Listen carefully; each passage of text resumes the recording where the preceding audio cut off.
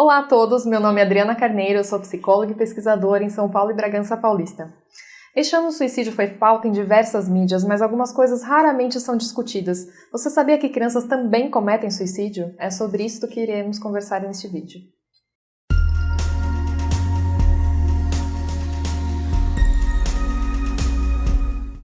Segundo a Organização Mundial de Saúde, o suicídio é um ato intencional, portanto consciente, que resulta em morte. Mas de uma forma mais abrangente, o comportamento suicida envolve também tentativas, ideações e desejos.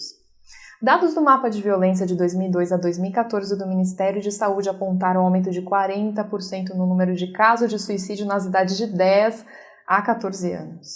A cada pessoa adulta que recebe tratamento médico decorrente de uma tentativa de suicídio, ao menos 16 pessoas já pensaram seriamente em suicídio e 4 tentaram. Na infância, isso não é diferente, mas com alguns números menos contundentes. A cada 300 tentativas, um suicídio infantil é consumado. As crianças pensam sobre morte desde muito pequenas, mas quanto mais novas, maiores são as ideias mágicas. Crianças de até 7 anos ainda têm um pensamento pré-lógico sobre a morte, acreditando assim na ideia da reversibilidade, tal qual acontece nos desenhos animados, como por exemplo o coiote, que sempre se dá mal, mas acaba voltando.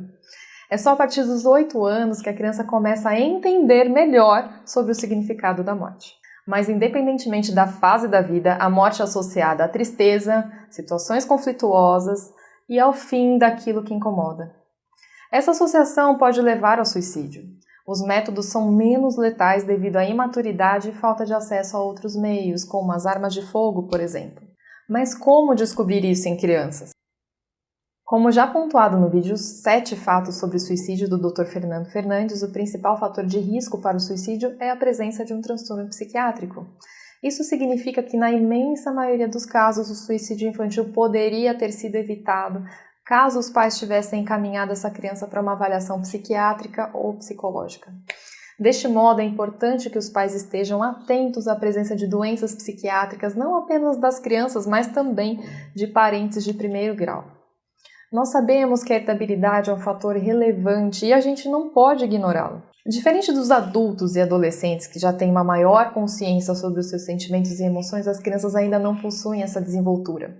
Sendo assim, nós temos que observar sinais indiretos, tais como cansaço, irritabilidade, raiva, perda do interesse pelos amigos, isolamento social, queda repentina no desenvolvimento dele ou no desempenho escolar, ou até mesmo aquelas falas de que eu queria estar morto, queria dormir para sempre, não sei por que levanto todos os dias para ir para a escola, por exemplo. Sabemos que a depressão é a doença mais associada ao suicídio. Assim, é importante que os pais ou profissionais percebam esses sintomas físicos que uma depressão pode ter, já que as crianças não reconhecem seus sentimentos de forma adequada como os adultos. Alguns exemplos podem ser alterações em hábitos alimentares, por exemplo, no apetite, alteração no padrão de sono, pesadelos, enurese noturna, sentimentos de culpa, muitas vezes excessivo, e baixa autoestima. Por fim, outro ponto extremamente importante são os pais admitirem que a criança está diferente e que precisa de um tratamento adequado. Caso não haja aderência da família, o tratamento não existe. Independentemente de risco ou não de suicídio, os pais devem perguntar aos filhos como foi o dia de aula, como ele estava, quais foram seus desafios e permitir esse diálogo. Uma vez detectados esses fatores, o que fazer? Primeiramente, se você vê uma criança com algum desses sintomas, o mais apropriado é encaminhá-la para um psiquiatra para que esse faça uma avaliação diagnóstica e veja a necessidade ou não de tratamento medicamentoso.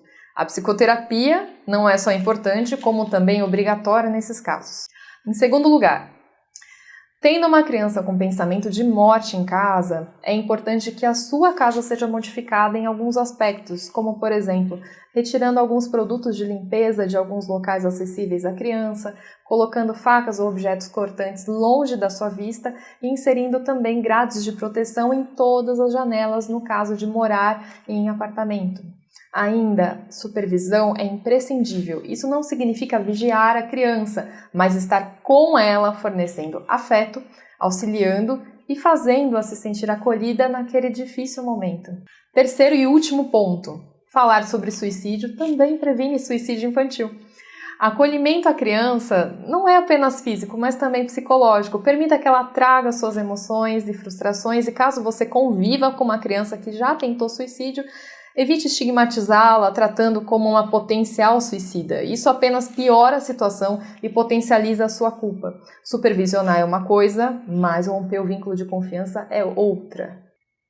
Muito obrigada por ter assistido. Se você gostou, compartilhe para a informação poder chegar a quem precisa.